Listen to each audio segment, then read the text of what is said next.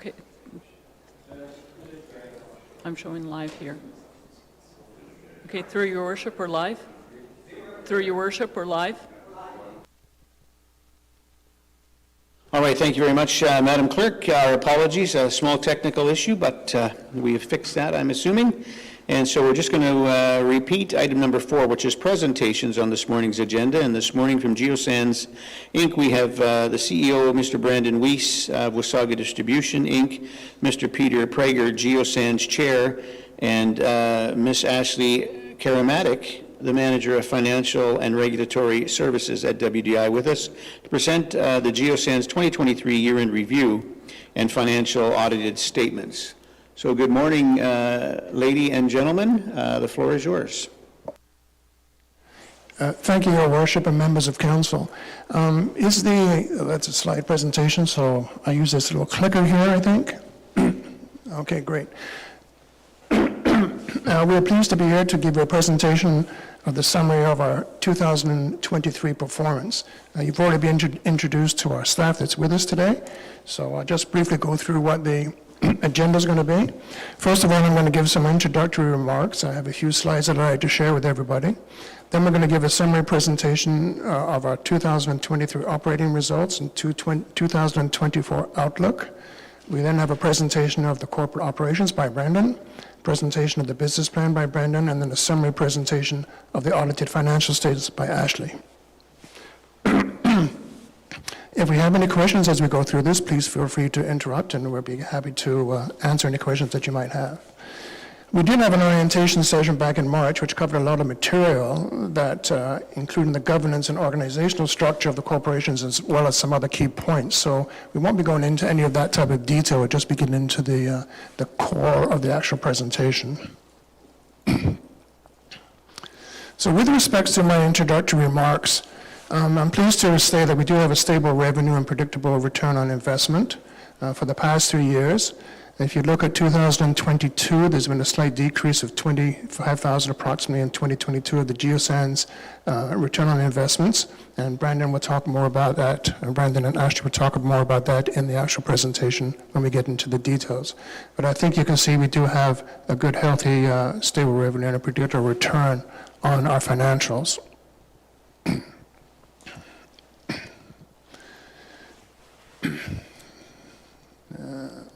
There we go. With respect to dividends to the shareholder, you're very pleased to see that we have strong financial results and we have growth of the dividend of reimbursements. The dividend distributions to the shareholder continue to be strong, and this reflects the company's solid financial foundation and performance. However, I just want to mention as a cautionary note that the dividends can fluctuate up and down as investments in aging infrastructure and the need to put cash to reinvest into the companies continue as we continue to explore opportunities for growth as directed by the shareholder.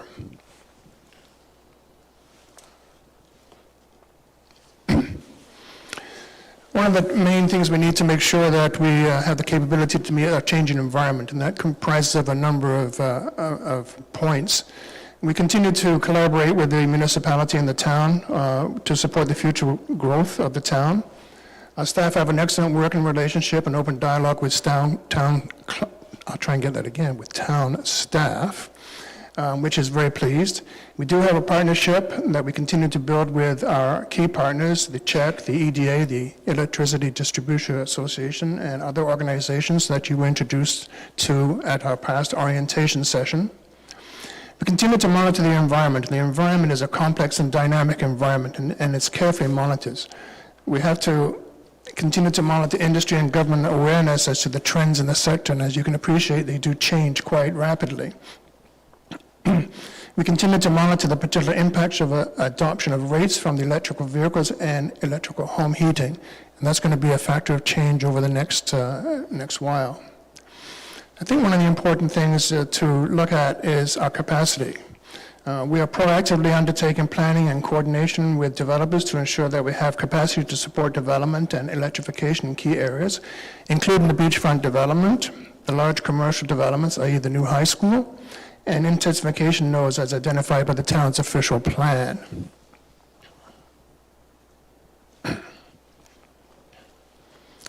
Just want to remind everybody about our overview of our rate pricing. The distribution rates, as we mentioned in our orientation session, are set by the Ontario Energy Board. A recent review, we had a cost of service application that was submitted and reviewed and approved by the OEB on April the 30th, 2024. This will support the utility and its ability to continue its operate its business and invest in infrastructure. And a typical residential customer will see an increase, a total bill increase of 1.2% from these new rates. The last bullet there is important to remember too. Electricity prices, which is basically the cost of power and those types of other ancillary items, are set by the Ontario Energy Board. And that represents over 60% of the customer's bill. And those rates take effect on November the 1st. So basically the customer sees an increase in rates on May the 1st and November the 1st.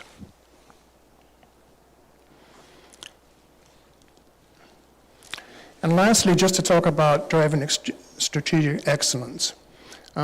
We have an ongoing strategic vision where we recently conducted a strategic planning workshop, and we have another one scheduled for later on this particular year.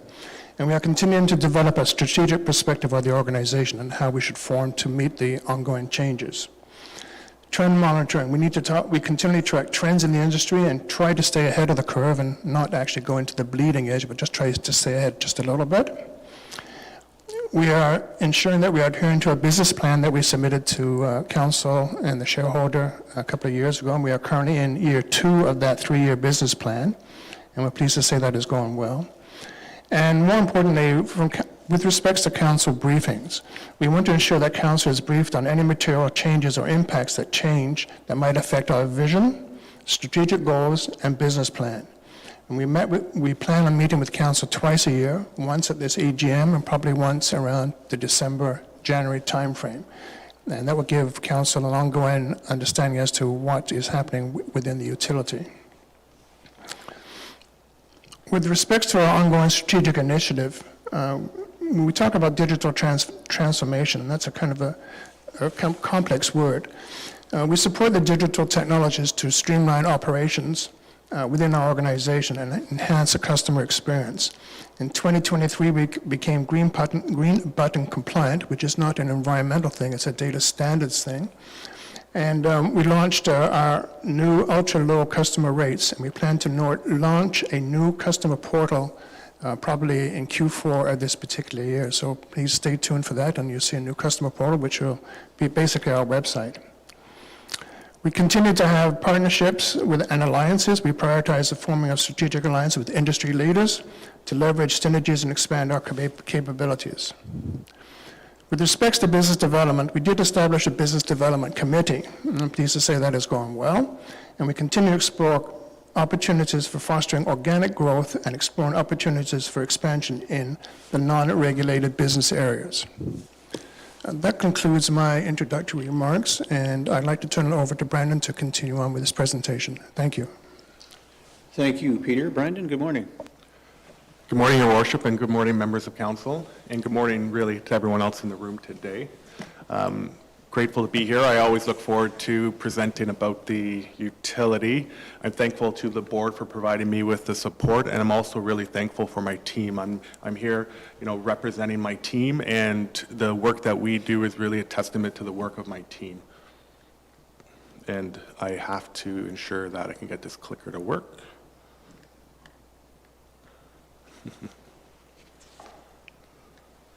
So I really want to start off by talking about 2023 and a year in a review.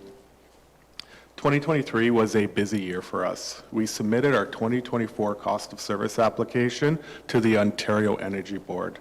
This was a multi-year initiative that had started in 2022. And as part of the application, we also submitted our 5-year distribution system plan.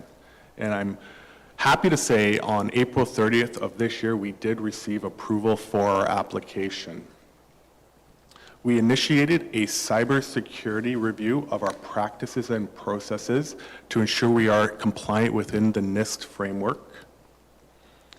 We've also created a roadmap, and we're ensuring that we're investing to ensure we are securing our assets, and this is an actual ongoing initiative. Our investments in our employees continue, encompassing both retention and well-being initiatives.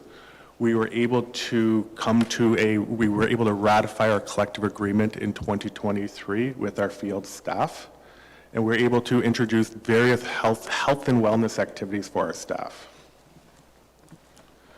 We are continuing to improve on our corporate governance. So in 2023, we established a business development committee, and our board approved our policy manual. And this was from a project we had started in 2022. We enhanced our risk culture, building on our board-approved enterprise risk management framework that the board had adopted in 2022. We've also invested about $5.5 million in infrastructure, and that was to really support a lot of the renewal projects of our assets and to support the growth in our community. We fully energized a new substation in 2023, so this was our 6th substation, and we did a lot of work within the Sunnydale Road on the new development within the area. We also focused on building those relationships with our stakeholder. So in 2023, we were able to enhance our customer choice for our customers. We launched the ultra-low rates, and we also became compliant with Green Button, so we're able to offer customers the ability to have better access to their information. So overall, 2023 for us was a busy year, and we were proud of the accomplishments that we were able to make within that year.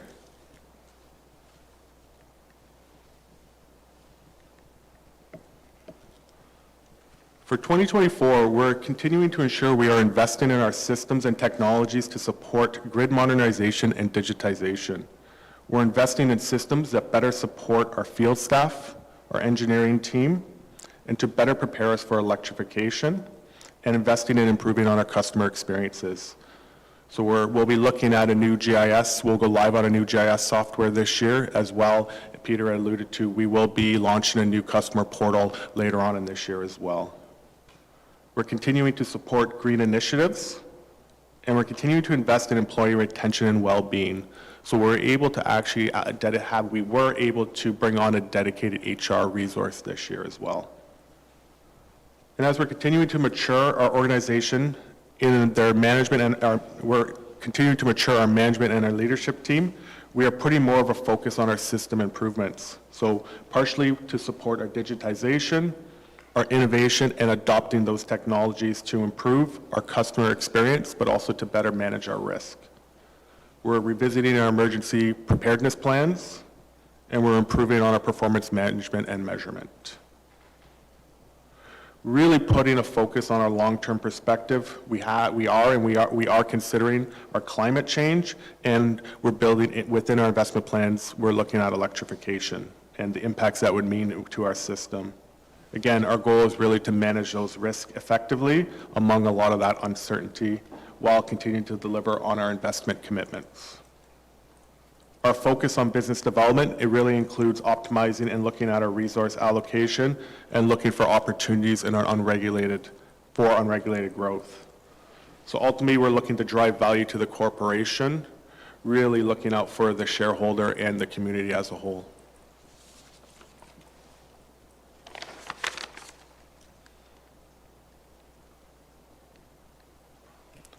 I'll get this clicker to work. It's a little bit long of a pause, so it's anticipation for the next slide, but we continue to experience challenges in forecasting development. So when we are looking at investment plans, we need to build in our plans to really consider a lot of the development within the community, and development is, sometimes there's, especially within the current economic environment, there is uncertainty there. So we will always see this as a growing community. This will always be a challenge for us. On the flip side, we've experienced a lot of challenges within the supply chain over the last few years, and we're really starting to see some improvement in that respect, so we're getting some certainty there. We continue to make investments in our physical plant and our systems really to support the municipal's growth, to maintain our system reliability, and really to look out for storm hardening. So that's really important. We're seeing an increase in the severity of weather events. So it's really making sure our systems are being built to ensure that we are considering those impacts. We're building capacity and investing in systems to provide better visibility and to improve our customer experience. We're seeing our customers' expectations are changing. They expect information quicker, so it's ensuring we're able to deliver on that expectation, as well as ensuring we have the capacity. We know electrification is going to come. We don't know the pace at this time or the adoption of it, so it's making sure we're able to manage that sort of uptake and adoption. We did receive approval from the OEB recently on a cost of service application, and that did include the review of our 5-year distribution system plan, which we did build in, and we did look at our capacity and the impacts of electrification within that plan.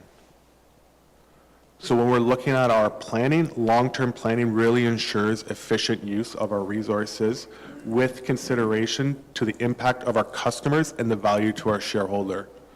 So very important for us, where we really need to look, and we're starting to look really more long-term on our focus to ensure that we're really managing those risks. When we look at our specific investments plan for 2024, we've allocated about $1.9 million to support the renewal of our aging equipment.